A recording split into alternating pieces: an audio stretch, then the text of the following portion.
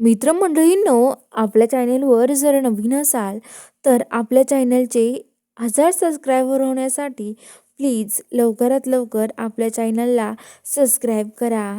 तर आजच्या भागामध्ये घडतं असं, इकडे राणी आणि इंद्र. आता राणी स्वयंपाक करत असते आणि इंद्र राणीजवळ येऊन बसतो.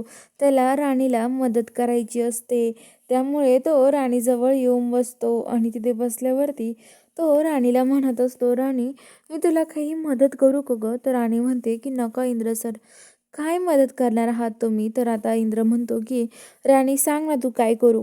अगं तुला एकटीला सगळं करावं लागतंय. तर आता राणी म्हणते की नाही इंद्र सर. तर आता जी राणी आहे ती म्हणत असते, इंद्र सर तुम्ही फक्त इथे बसा. तेवढ्यात आता इंद्रचं पण नेमकं त्या जे पिठाचं ताट असतं त्याला धक्का लागतो. तर आता इकडं जी राणीचे म्हणजे राणीचे केस पुढे येतात, तो राणीचे डोळ्यावर आलेले केस मागं करायला जातो आणि त्याचा त्या डब्याला परतीला धक्का लागतो आणि त्याच्या तोंडावर सगळं पीठ सांडतं. तो सगळा पिठाने भरतो. राणी इंद्रावरती खूपच हसते आणि खूप हसते मोठ्या. इंद्र म्हणतो की राणी काय झालं, माझ्यावर का हसतेय तू? तर आता राणी म्हणते की अहो इंद्र सर, तुमचा चेहरा बघा ना अगोदर. तर इंद्र म्हणतो काय झालंय?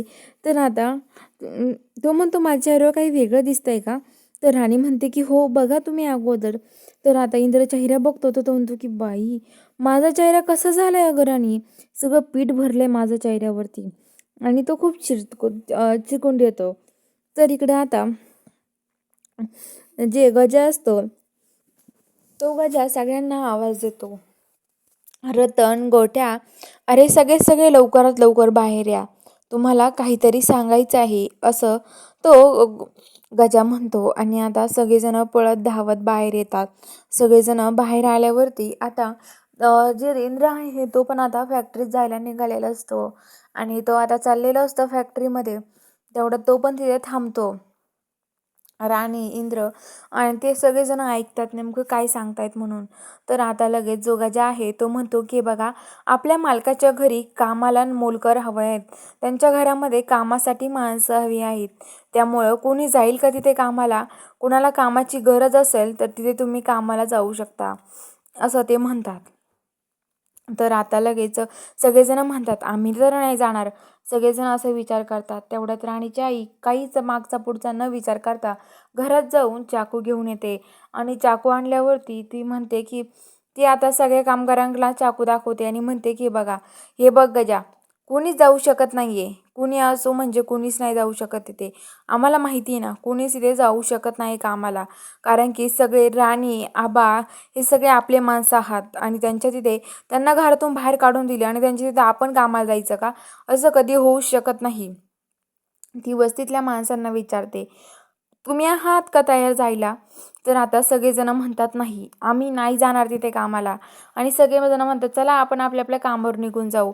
सगळेजण जैसाच्या कामावर निघून जातात आणि जी राणीची आई आहे ती गजाला चाकू दाखवते आणि म्हणते की काय रे गजा, तुला एवढा पुळका आलाय ना त्यांच्या काळचा, तर तूच जा ना तिथे कामाला.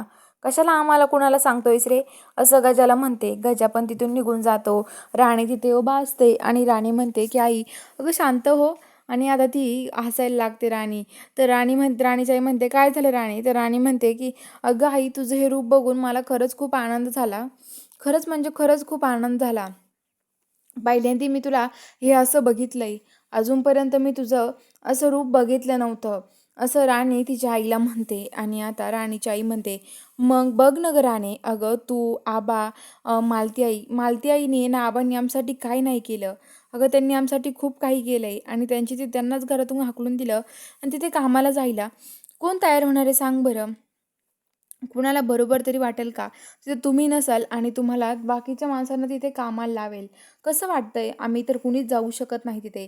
आणि मला चांगलंच माहिती आहे, तिथे कुणीच जाणार नाही आहे. कारण की तिथे का जातील कुणी? तिथे जाणारच नाही आहे कुणी कामाला, असं राणीची आई म्हणते. तर ते म्हणतात की हो ना. राणी पण म्हणते की हो आई, कुणीच जाऊ शकत नाही आहे. मला पण माहिती आहे. तिथे आता कुणीच जाणार नाही कामाला.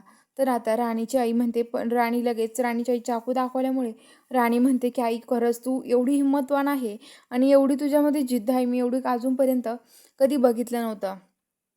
मी पहिल्यांदाच तुझं हे असं रूप बघितलंय. खूप डेंजर आहे हा आई तू. तर आता ती म्हणते की हो, मग डेंजरपणा तर दाखवावाच लागतो. तर असं कसं काय होऊ शकतं गं? आपण त्यांच्या घरी काम नोकर म्हणून त्यांच्या घरात कामाला जायचं का? त्यांच्या घरात घुसायचं का? असं म्हणल्यावरती राणीला आठवतं, म्हणजे त्यांच्या घरात जाण्याचा हा एकमेव पर्याय आहे. असं म्हणते राणी. राणी म्हणते की आता मी तिथे जाऊ शकते बिनधास्त असं म्हणते. आणि जी राणी आहे ती आता तिथून निघते. ती मग आता राणीची आई म्हणते, "अगं राणी काय झालंय सांग ना मला तरी." तर राणी काहीच सांगत नाही आणि तिथून निघते. आणि ती आता डायरेक्ट फॅक्टरीत यायला निघते. फॅक्टरीत आल्यावरती इंद्र तिथे तिची वाट इंद्र तिथे काम इकडे जो विक्रांत आहे, विक्रांत इकडं घरी असतो. तर जो हा आहे, काय त्याचं नाव, तो गजा. गजा फोन करतो विक्रांतला आणि म्हणतो की विक्रांत सर तुम्हाला एक सांगू का?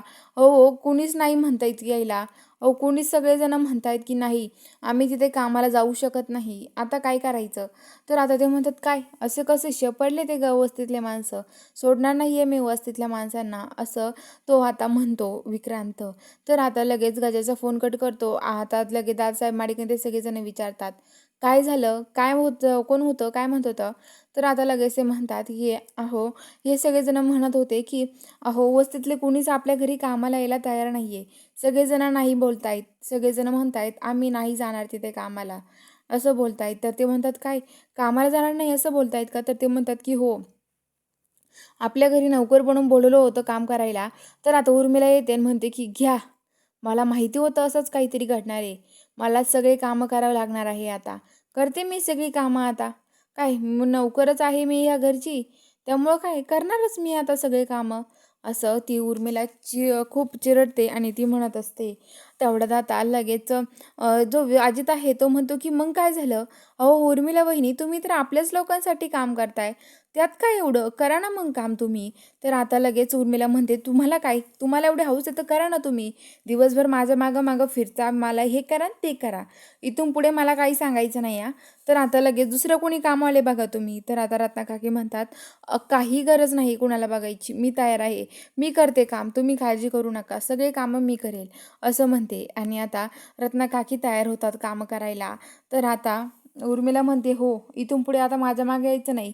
सगळ्यांनी आता त्या रत्नाकाकी मागं जायचं." असं म्हणतात. तर आता इकडं जे विक्रांत आहे तो आता फॅक्टरीत येतो. फॅक्टरीत आल्यावरती सगळेजण तिथे बोलत असतात.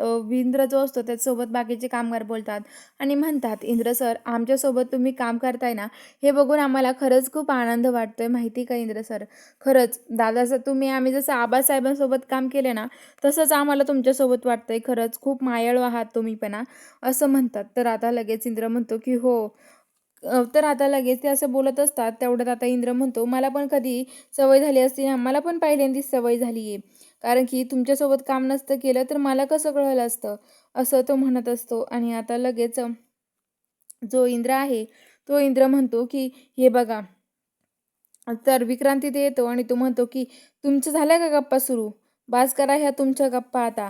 आता हे बास झाला टाईमपास." असं म्हणतात. आणि आता लगेच ते म्हणतात, "कामाला लागा आणि हे बघ इंद्र, तुला दुसरीकडे काम करायचं आहे.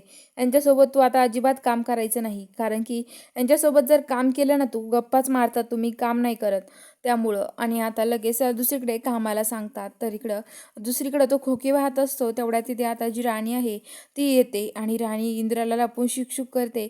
आणि इंद्र म्हणतो, "कोण आहे?" तेवढ्यात राणी त्याच्या समोर येते. त्याला ओढते आणि तो म्हणतो, "राणी तू इथे, अगं कुणी बघल ना तुला." तर राणी म्हणते, "नाही इंद्र सर, हे बघा मला एक आयडिया आली तुम्हाला सांगायची." तेवढ्यात तिकडून गजा येतो. गजाला बघून राणी लगेच लपून राहते. तर आता बघूया पुढील भागात नक्की काय घडणार आहे, काय ट्विस्ट असणार आहे हे बघायला आपल्या ह्या चॅनलला सबस्क्राईब करा.